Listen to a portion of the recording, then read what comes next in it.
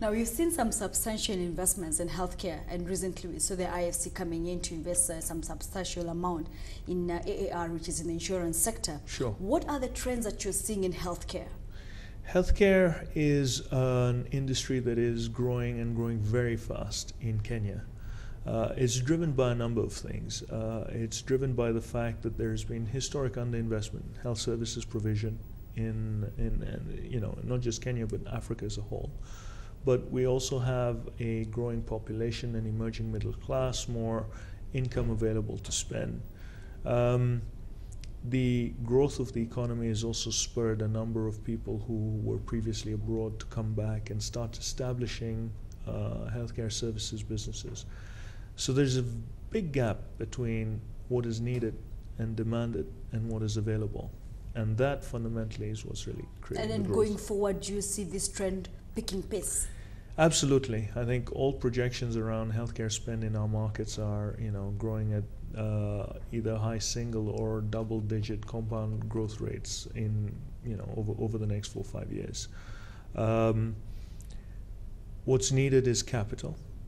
And that for us is a gap that we are certainly filling in. We manage a fund that is focused on investing in healthcare businesses across Africa, and Kenya is one of our key markets. It's the hub for Abraaj's activities in Africa.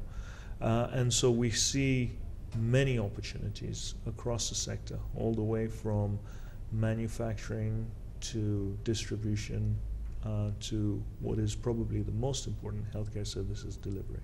But when you're dealing with the capital raising and also funds and investing, where are the greatest needs that you're seeing in healthcare? Primarily healthcare services delivery. I think that's where the biggest gaps lie.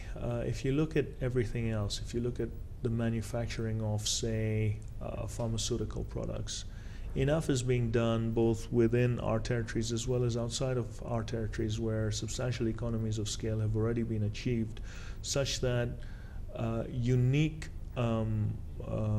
competitive advantage is not really available in country per se, unless you have the distribution sorted. But when it comes to healthcare services delivery, there is a select few that can fly out of the country to get whatever healthcare needs met wherever they're going, whether it's India or Europe or South Africa or whatever other exotic locations. But for the most of us, we need that service delivered here, and that service is not available, particularly for those who don't earn enough to qualify themselves as upper middle class. So affordability is a key challenge that we're seeing in healthcare. Absolutely, absolutely. There are huge. I'll stick with cardiac disease as an example, although this applies across all the various dimensions. But today we've got long lines at Kenyatta Hospital. People who actually do have the amount to pay, but just aren't able to access the services for the price at which they're willing to pay. And if you look at the other existing providers that offer services in the market today, they've priced out a substantial portion of the population. What is it that we can do to resolve this? Why is it that we have Kenyans flying out of Kenya, indeed Africans flying out of Africa and going to India? Why are we seeing Kenyans actually, medical tourism being on the rise to India? The problem is, look, there are some systemic benefits that India has in the number of people who are trained to be doctors, in the substantial volumes that they have, so that they can actually fix and develop models. But at the same time, they're very aware of the price differential that exists between the services that they provide in India versus the services that are provided here.